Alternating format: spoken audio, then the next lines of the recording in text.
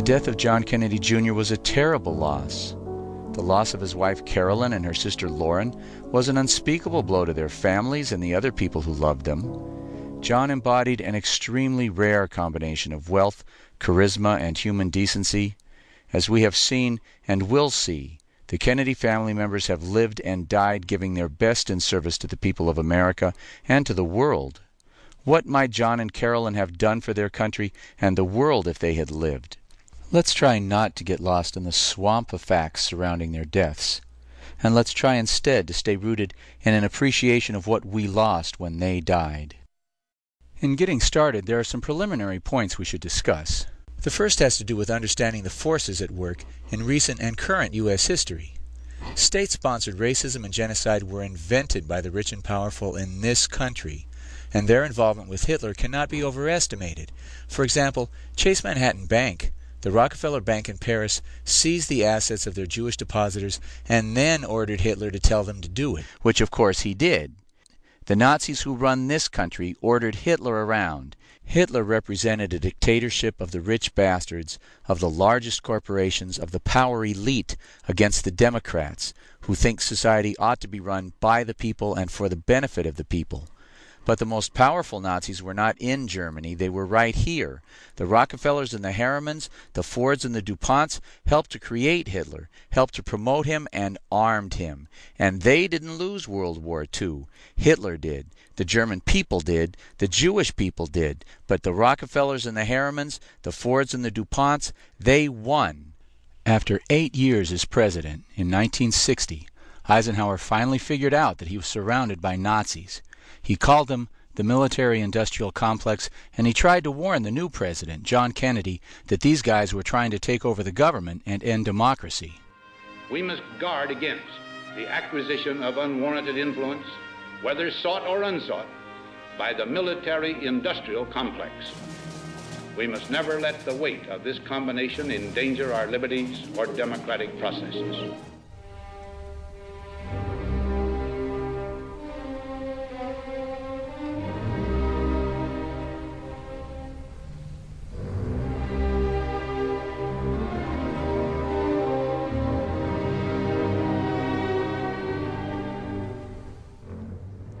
The Kennedy family has a truly amazing history. Joe, the oldest son, died in a bomber over Germany fighting Nazis. Jack died fighting the Nazis here, the military-industrial complex. They wanted the Vietnam War as an excuse to loot the U.S. Treasury. When as president, John Kennedy Sr. opposed them, they shot him down like a dog in the streets of Dallas. Bobby Kennedy, the third brother, took up the fight against the military-industrial complex and ran for president, promising to end the Vietnam War that his brother was murdered for opposing. Bobby was murdered after winning the California primary. My thanks to all of you, and now it's on to Chicago, and let's win there. Thank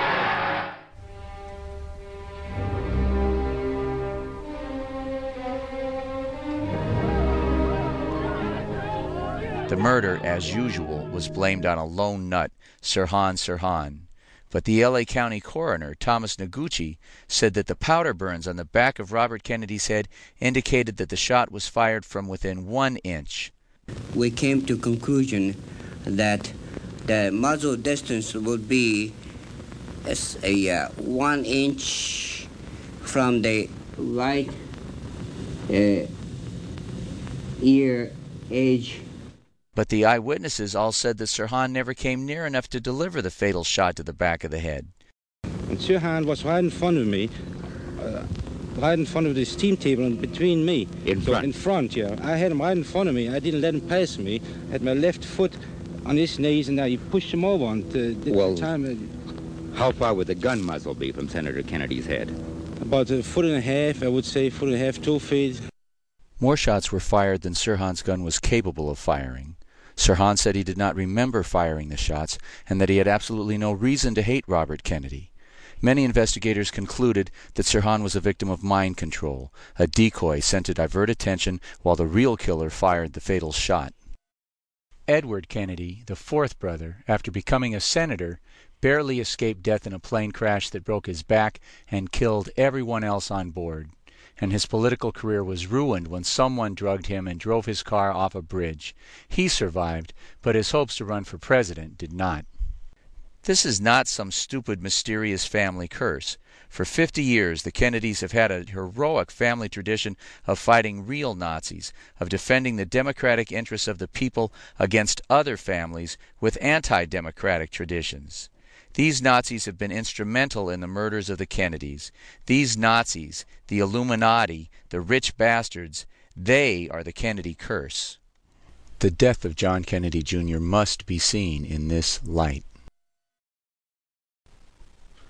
Who would want to kill a harmless boob like John Kennedy Jr.?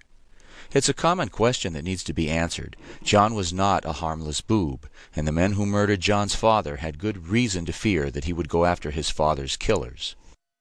John was not your average stupid, spoiled rich kid. For example, this was his birthday. He was 3. Not your average birthday party.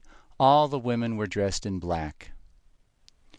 His mama was no fool. Minutes after the assassination, they wanted her to change her dress. She said, "No, I want the American people to see what they did to my husband." What they did to my husband. She didn't buy any of this lone nut crap. She did her best to help her children grow up normal and healthy. She didn't send them away to one of those factories where they manufacture rich kids into sick and twisted upper-class scum. She tried hard to keep them normal.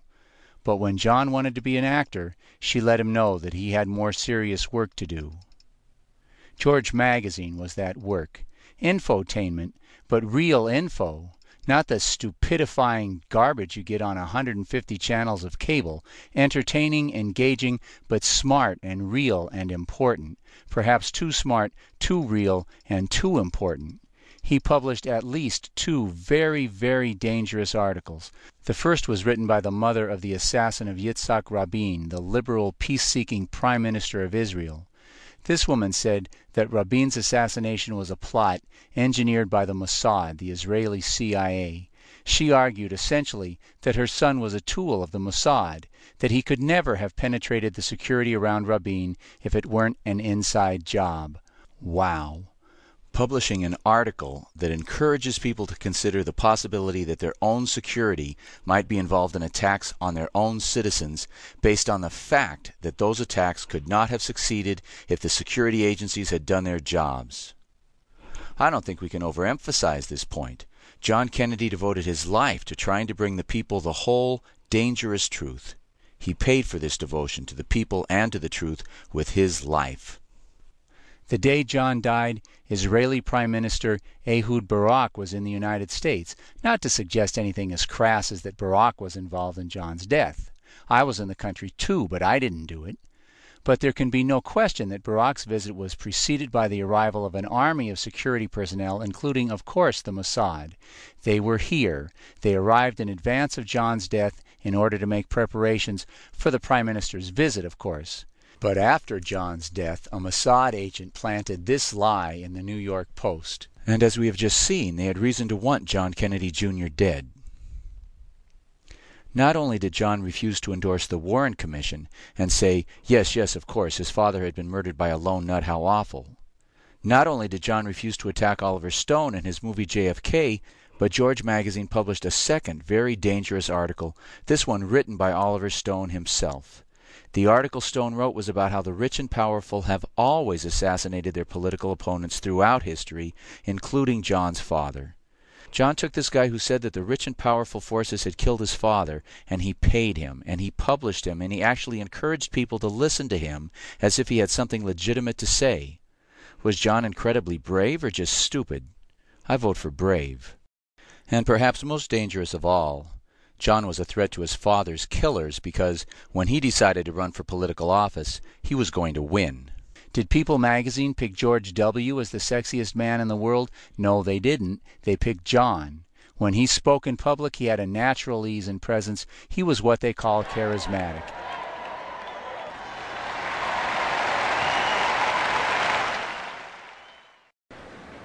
Over a quarter century ago, my father stood before you to